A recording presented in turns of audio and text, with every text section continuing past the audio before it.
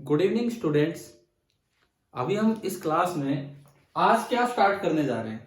पीछे जो इतनी क्लासेज हुई उसमें हमने देखा कि कभी स्ट्रेट वायर ने फील्ड फैलाया, कभी सर्कुलर वायर ने फील्ड फैलाया, कभी मैग्नेट ने फील्ड फैलाया, सब ने फील्ड फैला फैला के परेशान कर रखा था।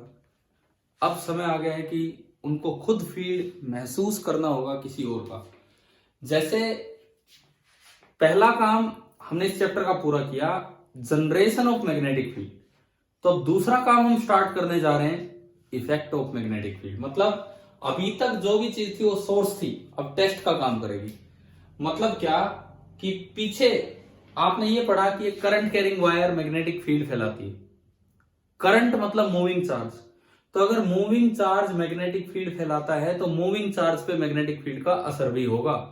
तो हम उसी काम की शुरुआत कर रहे हैं, force on a moving charge in an external field. मैंने जब फील्ड जनरेशन पढ़ाया तो पहले आपको पोल्स का फील्ड बताया था, मींस मैग्नेट का। उसके बाद में वायर पे आया था, मतलब करंट पे, मतलब मूविंग चार्ज पे। लेकिन इफेक्ट में मैं पहले आपको बता रहा हूं, force on a moving charge in an external B.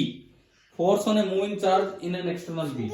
देखिए, चुप हो जाओ, बिल्कुल चुप। देखो, force on a moving charge. हाँ जी, चुपचाप बैठो, चुप, बिल्कुल। देखो, force on moving charge in an external B. Lorentz नाम के साइंटिस्ट ने पता लगाया। आज मैंने आपकी क्लास में दो छोटे छोटे बच्चे बैठा रखे हैं, एक फर्स्ट क्लास का, एक यूकेजी का, और उन्हें मैं पढ़ा रहा हूं मैग्नेटिक फोर्स। 10th के बच्चे मेरे सामने नहीं बैठे, लेकिन कमी ना महसूस हो इसलिए मैंने मेरे सामने दो बच्चे बैठा रखे हैं। लोरेंट्ज ने ये पता लगाया और उस फोर्स का नाम भी रख दिया गया मैग्नेटिक लोरेंट फोर्स। मैग्नेटिक लोरेंट फोर्स क्या था?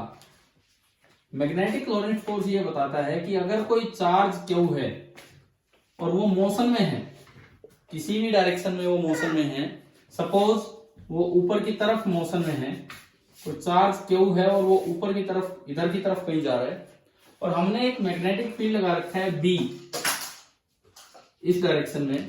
तो जो लोरेंट फोर्स का फॉर्मूला लोरेंट ने दिया, वो दिया Q into V cross B. Q into V cross B. Q is the moving charge, test charge है, सोर्स चार्ज नहीं है। V इज द वेलोसिटी, जो उस चार्ज की वेलोसिटी है, and B is the external magnetic field. B है आपका external magnetic field. देखिए, अब यहां दो बातें हैं, एक इसका मैग्नीट्यूड और एक इसकी डायरेक्शन। एक है इसका मैग्नीट्यूड और एक है इसकी डायरेक्शन। अगर हम मैग्नीट्यूड की बात करें, सपोज कीजिए V और B के बीच का एंगल है थीटा। सपोज कीजिए V और B के बीच का एंगल थीटा है, तो जो क्रॉस प्रोडक्ट ऑफ वेक्टर आता है उसका मैग्नीट्यूड होता है Q into V into B into sine theta. Q is the charge on the test particle, V is the velocity, B is the magnetic field, and theta is the angle between V and B. और अगर मैं direction की बात करूं तो direction again दो vectors की direction दी जाएगी by right hand thumb rule. By right hand thumb rule जो मैंने पीछे आपको सिखाया था। लेकिन अगर 90 डिग्री का एंगल हो तो एक स्पेशल फ्लेमिंग के भी रूल होते हैं, फ्लेमिंग लेफ्ट हैंड रूल, उनसे भी हम डायरेक्शन यहां निकाल सकते हैं। तो हमें ये दो चीजें समझनी होगी कि ये मैग्नीट्यूड कैसे निकलता है और ये डायरेक्शन कैसे निकलती है। तो लोरेंट फोर्स के ऊपर बेस्ड ही बहुत कुछ है। तो पहली जो हमारी क्लास होगी इसमें इफेक्ट ऑफ मैग्नेटिक फील्ड में, वो लोरेंट फोर्स पे ही हम लेके चलेंगे, इसकी डायरेक्शन निकालने में, इसके मैग्नीट्यूड निकालने में। जस्ट मैंने इस लेक्चर में आपको छोटा सा इंट्रोडक्शन दिया था, छोटे छोटे बच्चे बैठे थे, तो इससे ज्यादा तो झेल भी नहीं पाएंगे। तो अगली क्लास में मैं इनकी डिटेल आपके लिए प्रस्तुत करता हूं। Thank you.